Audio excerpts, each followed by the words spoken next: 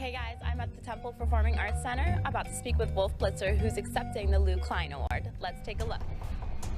Hey guys, this is Raya Abdelaal with Temple Talk. We're having an interview with the creative director of Terror Behind the Walls. Let's check it out. Hey, it's Raya Abdelaal. We're here with Temple Talk. We're at the Leacore Center for the American Idol auditions. We're going to be talking to a lot of people here today that are trying out for the Wahlburgers truck. And he's going to give us some insight on the new store that's opening up here in the Philadelphia area.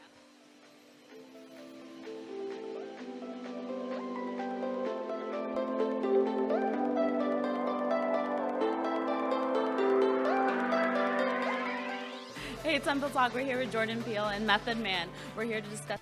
This is what's trending. I'm Raya Abdelaal, and I'm here to bring you the latest updates. To this university, it's just a thrill to be here, to accept this award. I'm not sure I'm worthy, but I'll accept it anyhow. And I'm just happy to be here in Philadelphia. What's your favorite spot in Philly? I know I heard you say that you've been here before. Like, what's your favorite places to visit? I love everything about Philadelphia. It's a great town. I've been here many times. You know, Ben Franklin, there's a lot of memories of Ben Franklin here, statues and stuff like that. I just like the history of what, I'm an American history buff. So to come to Philadelphia, know what occurred here a few hundred years ago, and see this place, it's just exciting for me to be here. And what's your impression of Temple thus far? I've been here before at Temple University. It's a great school.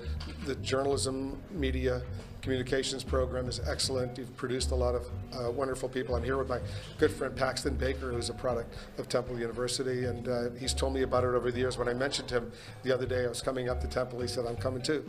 And so he's here as well. He was an executive at BET for many years, and he's very proud of his Temple roots. And even though I don't have any Temple roots, I'm very proud of Temple as well. And what's your advice for students at Temple University, you know, aspiring to be journalists? Practice. Aiken, how are you today? I'm well, thank you for being here. So how does it feel like to be back here? Well, it's very different nowadays than it was when I did it. I slept on the side of the street in Atlanta to audition, and these folks get these comfortable chairs. You can feel the nerves in the room, you can feel the anticipation and the anxiety amongst people, but you know, I think, as I said to them, if you are comfortable and you've got talent, it's going to show through whether you're nervous or not, so there's no point in being nervous. Being yourself is probably the most valuable component. I kind of thought it would be a summer camp experience is what I used to say. I'd go, I'd do a show, it'll be a fun thing, I'll go back to teaching. And it turned out to be far, far bigger, and it has been that for so many people who've come from the show. So many people have been on the show and have stuck around and made careers out of something that they really didn't plan on. What was your favorite part about making the movie? My favorite part, you know, there were some parts where, you know, Keegan and I get to improvise and get to have fun.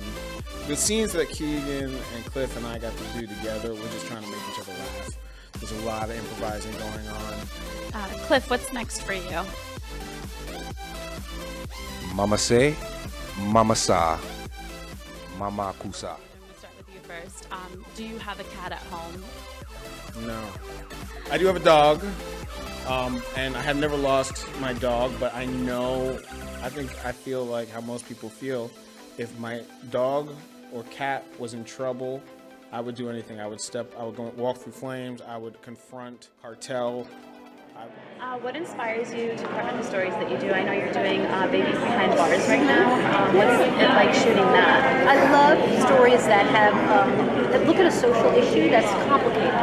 You know, I don't want a story that everyone knows, like, oh, this is right and this is wrong. I want things. Making your chocolate, like what kind of ingredients you put in it? You don't have to give your secret away, but like. No. Yeah. Well, we make, just to give you an idea, we make over 100 varieties of milk and dark chocolate, so a lot of chocolate. The process is... To be honest with you, I really thought we were only going to come just past the pillar there, and here we are, even further. It is about 60 sheet cakes worth of cake, which means it feeds about 6,000 servings. Last year, as a comparison, last year's owl cake that we did was about 4,800 pieces, and there's about 48 sheets of cake. So we upped it a little bit this year. As you can see, we're running out of room here. With one of our producers, John and Taylor. Yeah. So how was the rally? A lot of excitement there that day. It was so much fun. It was like such a great experience, and just like seeing people come out and like speak about him, like it surprised me. Like I didn't think that there was going to be such a huge turnout, and then everyone was like tweeting about it, Facebooking it. It was a lot of fun. He had a lot of good things to say. He had other people come on and speak. So that was kind of cool. Like Olympics, do you think like snow and like cold? No, sports? I think of the freestyle swimming. What? I think of the culinary Olympics maybe that happen in like Germany. Yeah. No. I was like, what? It is a thing. No, it's really a thing. No, absolutely. Every 4 years. Well, since that one's no longer here, do you guys have any new attractions for people to come in and see? You bet. This year for the 25th season, we have 2 brand new attractions. The first is called Quarantine in 4D. This is a blacklight attraction where people learn that they have contracted a certain type of infection and they're experiencing hallucinations. Now, if they can get out of quarantine in 4D, they then will enter Breakout, which is a prison. And I told Baker Dave, I'm like, when I get married in 100 years, then you can come and make my cake. Because like I was like dreaming about it. It was so good. It was really good. About you being a tennis player and not being able to come out. When did you finally decide? Like, did you ever tell your tennis team at all, or did you just go throughout college and not even mention it? Never in college. I have 2 friends that were tennis players with me and also in the fraternity that I was in. That found out pretty much when everyone else in my life found out. I'm Raya Abdelaal, and it's time to play Holiday Helpings, Fab or Flab.